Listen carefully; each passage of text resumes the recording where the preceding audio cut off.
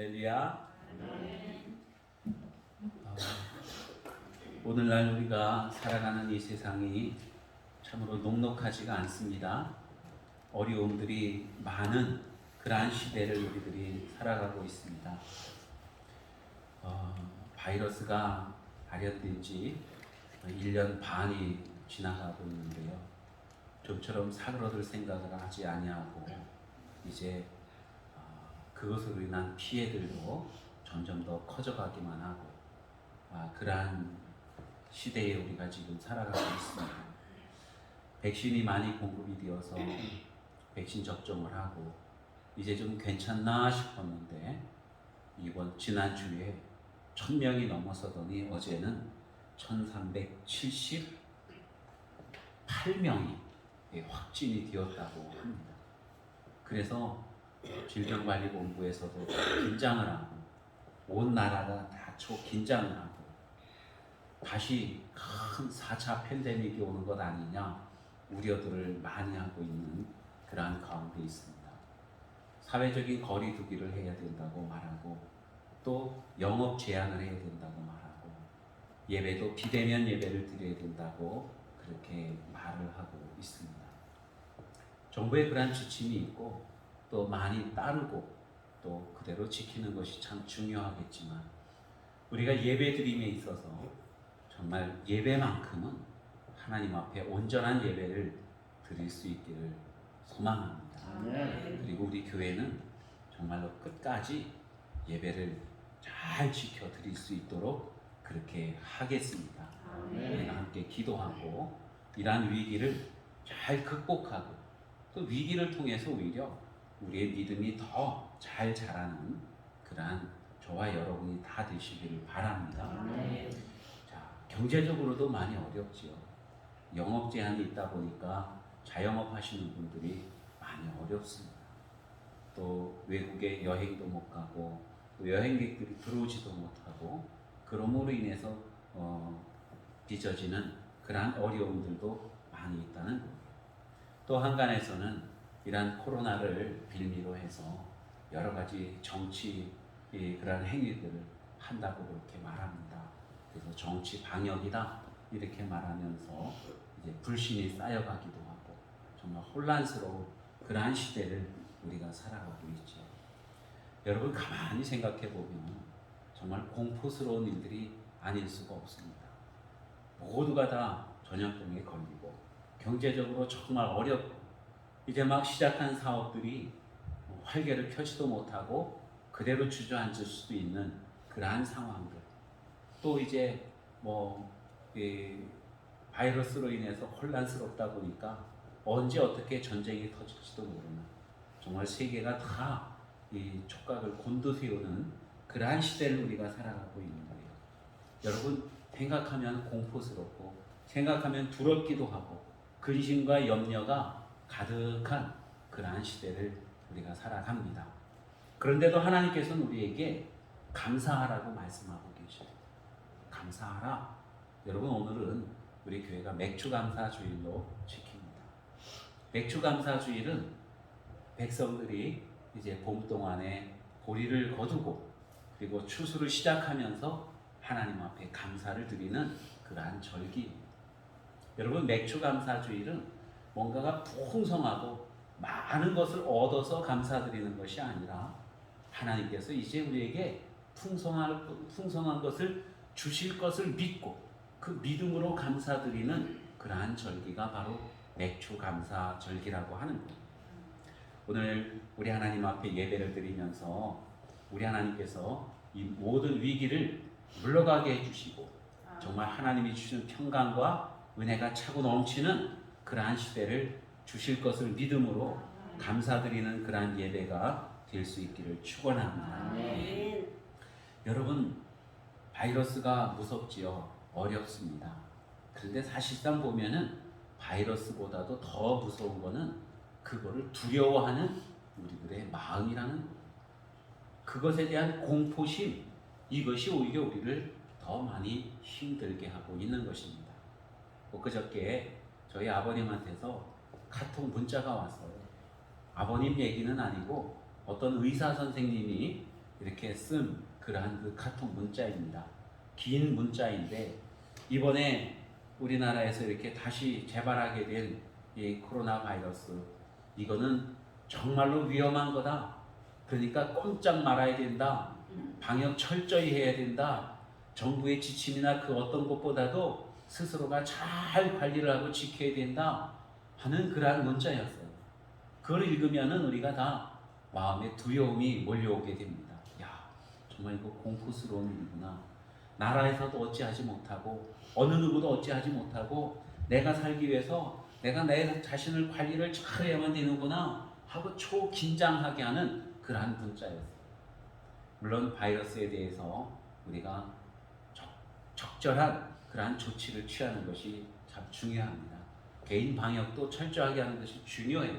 그러나 여러분, 우리가 두려운 마음을 가져서는 안 된다는 것입니다. 정말로 바이러스보다도 더 무서운 것은 그 두려워하는 마음이라는 거예요. 이 두려운 마음이 우리를 더 많이 힘들게 하고 더 많이 피폐한 삶으로 만들어가기 때문인 것입니다. 얼마 전에 일본이 한때 큰 경제적인 위기를 경험한 적이 있습니다. 아직도 헤어나지 못하고 어려워하고 있기는 한데요.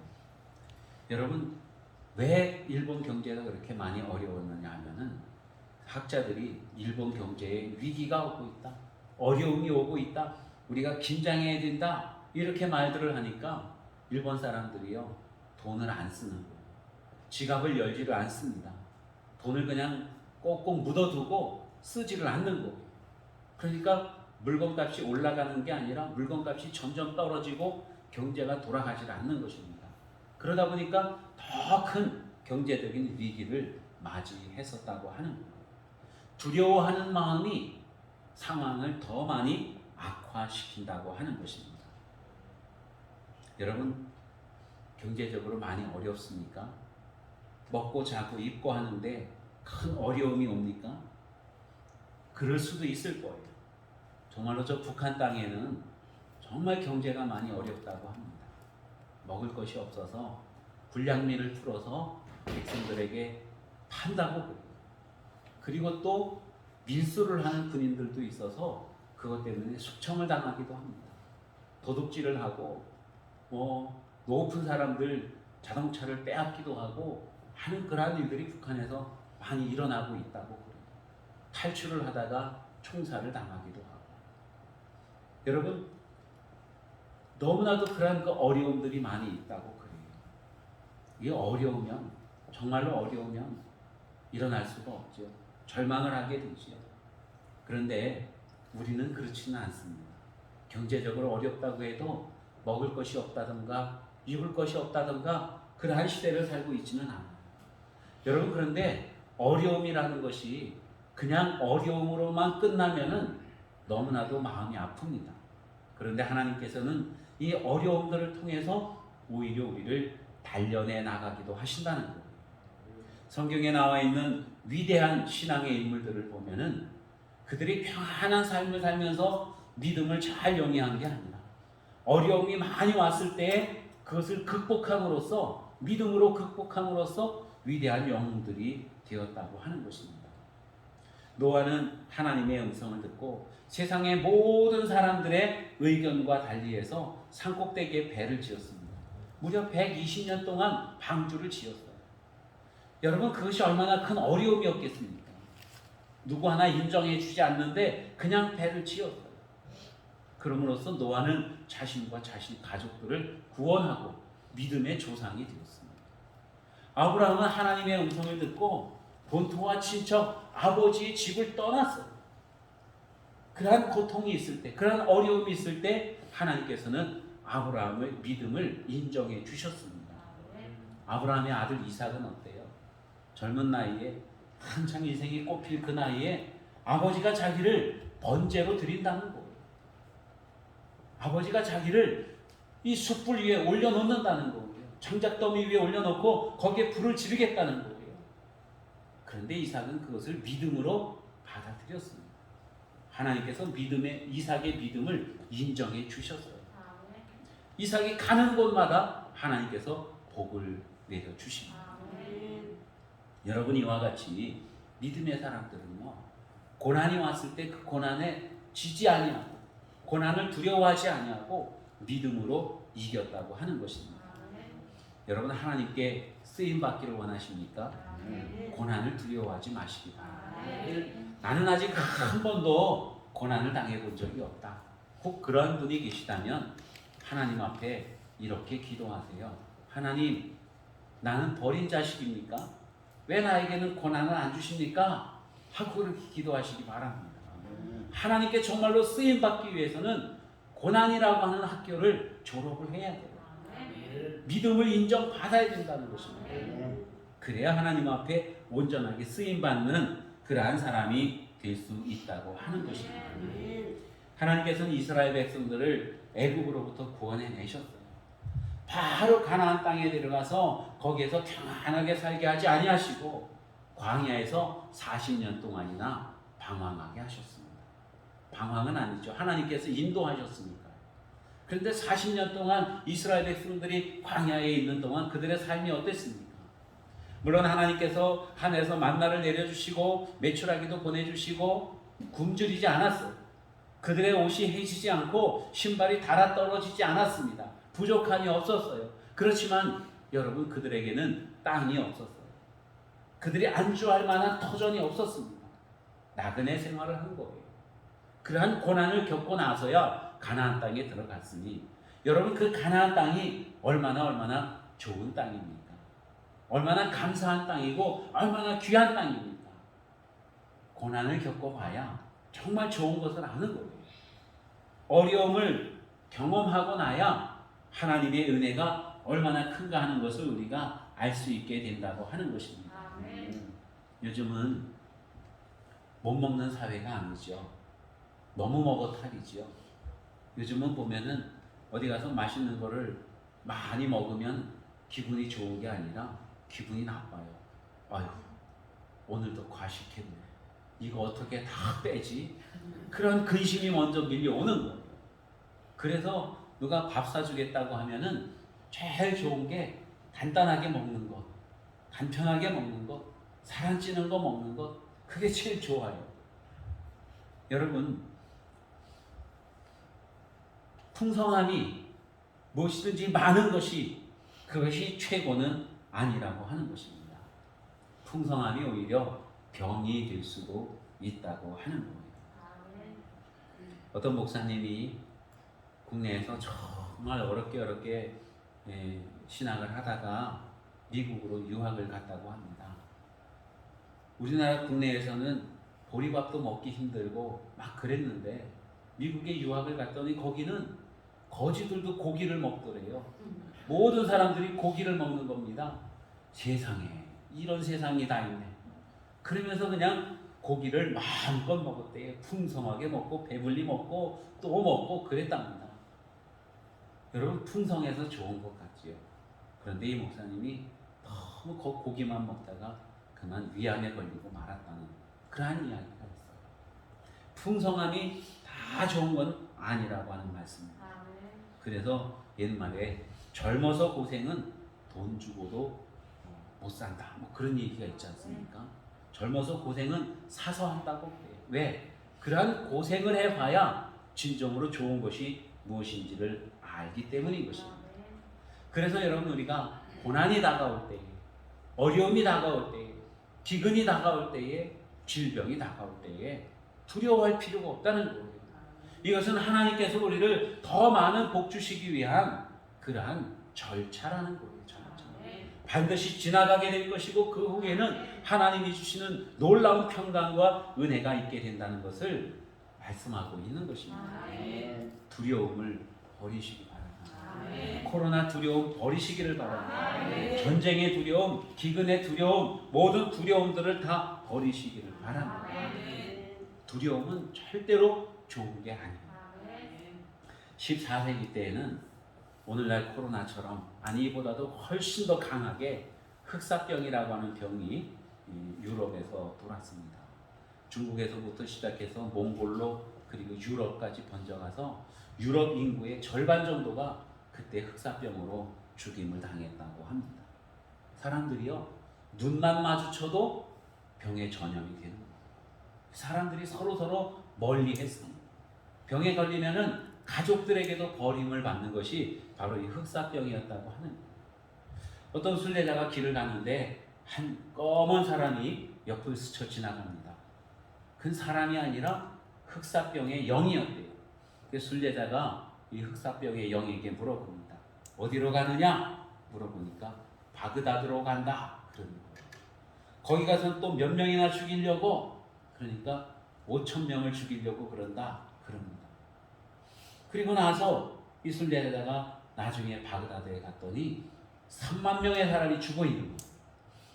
흑사병의 영에게 따졌습니다. 야, 넌 5,000명만 죽인다고 그러더니 왜 3만 명을 죽였냐? 하고 물어보니까 흑사병의 영이 그렇게 말합니다. 나는 분명히 5,000명만 죽였어. 그래서 나머지 25,000명은 두려워서 죽은 사람들이야. 하고는 그렇게 말을 하거든요. 여러분, 두려워서 죽는 거예요. 무서워서 죽는 거예요. 두려워서 아무것도 하지 못하고 꽁꽁 싸매고 있다가 그리고 죽는 거예요. 그렇게 해서 죽는 사람이 훨씬 많다고 하는 것입니다. 하나님은 두려움을 싫어하셔요. 우리가 무언가를 두려워하는 것을 하나님은 정말로 싫어하십니다. 우리는 오직 하나님만 경외할 뿐이지 그 외의 모든 것들은 두려움의 대상이 아니라고 하는 것입니다. 두려움은 불신앙이, 감사함이 믿음이라고 하는 것입니다. 여러분, 우리를 두렵게 하는 그러한 요소들이 올 때에 그 어려움을 통해서 하나님은 우리를 더욱 강하게, 더욱더 굳건한 그러한 믿음의 사람으로 복 주시는 줄로 믿으시기를 바랍니다. 어떤 교수님이 그러한 이야기를 합니다. 어렸을 때에 아버지가 사업을 하다가 파산을 했대요. 집안이 다 망인 거예요. 빚더미에 올라앉았습니다. 이 모든 게 끝난 것 같아요. 아버지, 어머니, 모든 형제들이 다 풀이 죽어 있습니다. 이제 우리는 어떻게 사나? 다 두려워하고 공포스러워하고 있을 그때에 어머니는 자기 몸에 지니고 있던 보석, 그 아주 생명과도 같은 그 보석을 그걸 팔아가지고 음식 재료를 잔뜩 사와서 그것으로 음식을 만들고 가족 잔치를 했다는 거예요. 파티를 열었다는 것입니다. 아버지가 아니 당신 미쳤어? 이게 무슨 짓이야? 지금 우리가 이럴 형편이 아닌데 하고 그렇게 말할 때 어머니는 이런 말을 했대요. 우리 집안에 우리 가족은 지금 위로가 필요하고 두려움을 이길 만한 용기가 필요한 때입니다. 우리가 이 파티를 열어서 이것을 배불리 먹고 용기를 내서 다시 한번 일어섭시다. 이렇게 얘기를 했대요. 아버지가 수긍을 하고 자녀들도 다 같이 맛있게 먹고 그리고 용기를 내서 두려움을 물리치고 다시 재기에 성공했다고 하는 그러한 이야기가 있습니다. 사랑하는 성도 여러분, 우리 하나님은 우리에게서 무엇을 원하실까요? 이렇게 바이러스의 공포가 많이 심하고 경제적인 어려움들, 정치적인 그러한 혼란스러움들, 이러한 것들이 많은 이 시대에 여러분, 하나님은 우리에게 무엇을 원하실까요? 모든 두려움들을 이겨내고 아버지 하나님 앞에 감사하는 마음, 감사하는 그 믿음, 하나님께서는 그거를 원하십니다. 두려울수록 하나님 앞에서 우리는 영적인 파티를 해야 돼요. 하나님, 이 어려움을 통해서 우리를 더욱더 굳세게 해주실 줄로 믿습니다.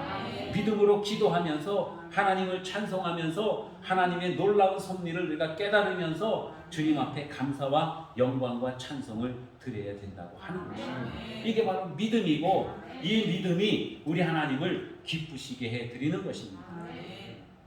히브리서 11장 6절에 믿음이 없이는 하나님을 기쁘시게 하지 못한다 말씀했어요.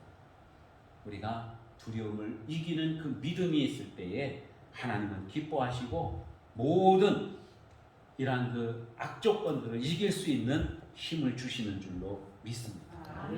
여러분, 매추감사라고 하는 것은 풍성할 때 드리는 그러한 감사가 아니에요. 어려움 가운데 이제 하나님께서 이 어려움을 끝내주고 이제 우리에게 새로운 것을 주실 것을 믿는 그 믿음으로 드리는 감사가 바로 매추감사입니다.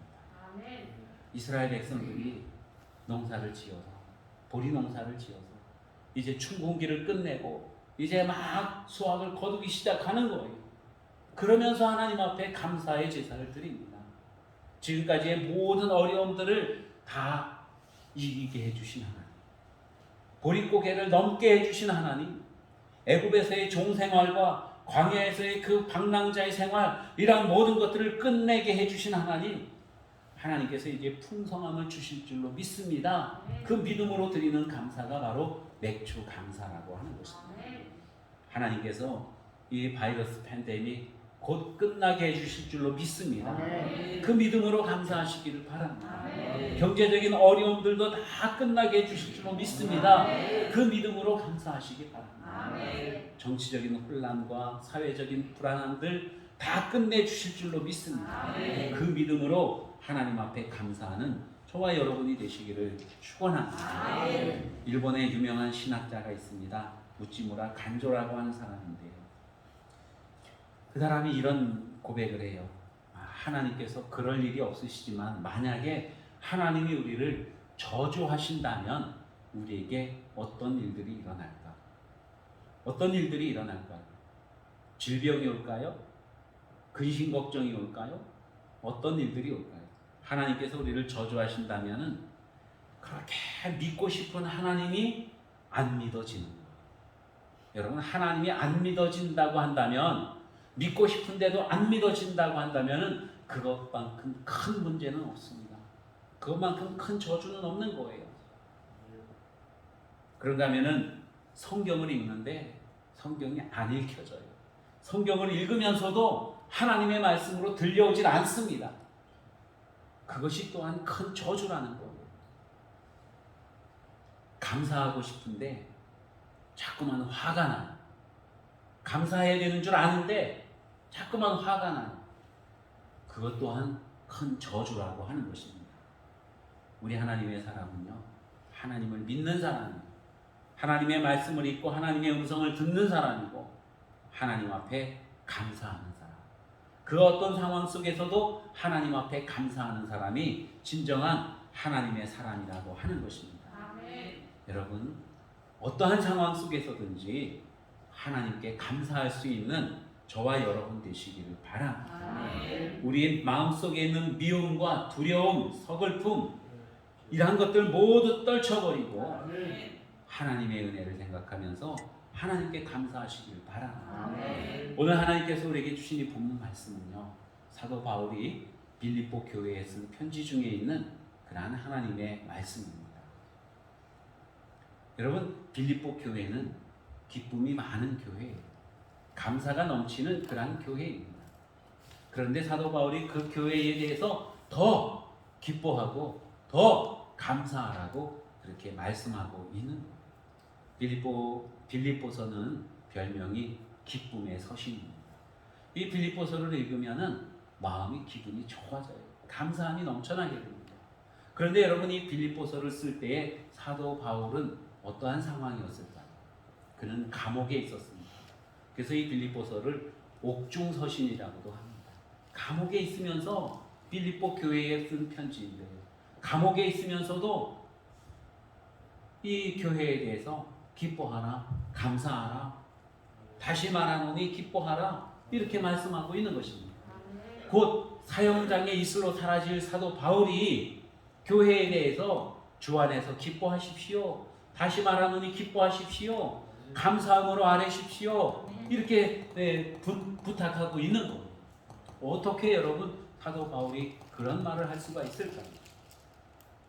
어떤 사람들이 보면은 당신이나 기뻐하세요, 당신이나 감사하세요, 당신 형편이나 살펴보세요, 그렇게 말할 수는 있을 거예요. 왜냐하면 사도 바울이 지금 감옥에 있거든요. 곧 죽을 거거든요. 그런데 그가 감사하라고, 기뻐하라고 이렇게 말합니다. 그 이유는 어디에 있을까요? 여러분, 사도 바울 마음속에는 예수 그리스도로 충만하기 때문인 것인 줄로 믿으시기를 바랍니다. 부활하신 예수님을 만나고 사도 바울은 마음속에 예수님으로 충만했어요. 예수님으로 가득하고 예수님이 다스리시는 그러한 삶을 살아갑니다. 그러니까 예수님의 마음이 사도 바울로부터 막 나오는 거예요. 여러분, 예수님이 불평하실까요? 예수님이 두려워하실까요? 예수님이 누구를 미워하실까요? 예수님은 늘 기뻐하시는 분이고 감사하시는 바로 그러한 분이셨습니다. 그래서 예수 그리스도가 우리 가운데 가득하면 우리가 감사하는 삶을 살게 되고, 예수 그리스도가 우리에게 충만하면 늘 기뻐하는 그러한 삶을 살 수 있는 거예요. 기쁨은 안에서부터 솟아나는 것입니다. 여러분, 아무리 바이러스가 창궐하고 아무리 경제적인 어려움들이 있다 할지라도 주님이 내 안에 계시면 우리는 얼마든지 기뻐할 수 있는 것입니다. 다윗은 감사하는 사람이었어요. 믿음의 사람이었습니다. 그가 고난 가운데 있을 때에 하나님 앞에 감사 찬송을 부릅니다. 사울 왕에게 버림을 받았어요. 그가 또한 아내도 빼앗겼습니다. 궁궐에서 쫓겨났어요. 도망을 다니다가 원수의 나라인 블레셋으로 도망을 갑니다. 거기 가서 생명을 유지하기 위해서 입에 침을 질질 흘리면서 미친 척하기도 하는 거예요. 그리고 또 나와서 유대 광야를 떠돌면서 피난살이를 합니다.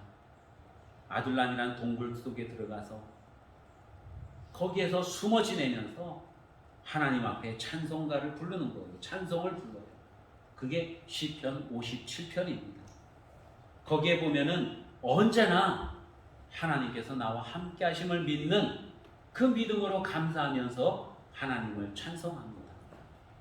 궁궐에 있을 때나 도망 다닐 때나 원수의 나라에 가 있을 때나 지금 이 광야에 있어도 어디서든지 하나님이 지금 나와 함께 계시다는 것을 믿고 고백하는 거예요. 다윗이 그동안 너무나도 바쁘게 살았습니다. 이 동굴 속에 거기서 하나님을 묵상하면서 어렸을 때에 자기 자신의 양치기를 할 때에 그때 하나님이 자기와 함께 했던 그 믿음, 그 신앙이 회복되어지는 거예요. 그래서 감사 찬송을 부르고 있는 것입니다. 여러분, 우리 그리스도인들은요, 어떠한 상황, 어떠한 형편에 있든지 기뻐하고 감사하는 그러한 삶을 살아가는 사람들입니다.